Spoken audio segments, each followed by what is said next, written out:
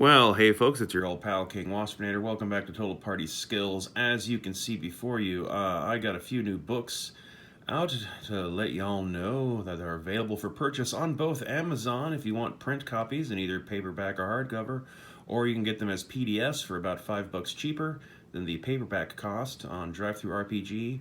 First one up is Science of the Sphinx. It's basically a super source book. It's the longest source book I've written so far.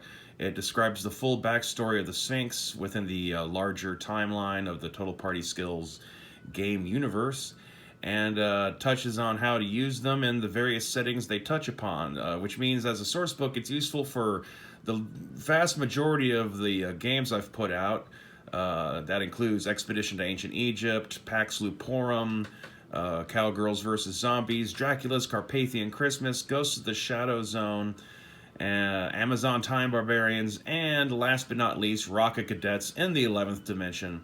If you have one or more of those games, this is a good source book to want to get your hands on to kind of help understand some of the greater context and history of what's going on in this setting. It also provides rules for potential reincarnated Sphinx player characters, which is kind of putting a twist on the old stereotype of, supernatural games and TV shows and stuff, where characters are angels or demons that have found themselves reborn in human bodies. Well, this time, instead of angels, the reason why you have wings is because you're actually a reincarnated Sphinx.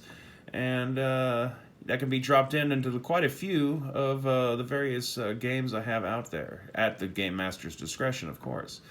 Next up, we have the first source book for Lady Spy Detective, a book of mission profiles, 16 different espionage missions for all the different types of agencies that player characters can choose from during character creation. There's also 2 new villainous factions of international espionage and/or occult conspiracy criminal types. Both have a distinctive sci-fi edge to them that are also, optional to be dropped into your setting as needed for like some sort of new villainous kind of organization that your players might not be anticipating. But also, like, the real meat and potatoes is the 16 different mission outlines. It has, probably a couple dozen NPCs described in the book, both antagonists, contacts, targets. Lots of different types of missions are described for a wide array of different kind of agents and different kinds of approaches.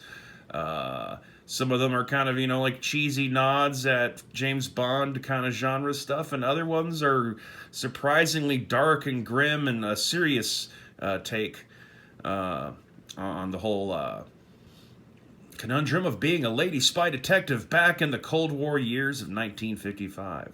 Anyway, as with Science of the Sphinx, this book is available in both hardcover and paperback, or you can get it on DriveThruRPG for $5 less than the paperback cost.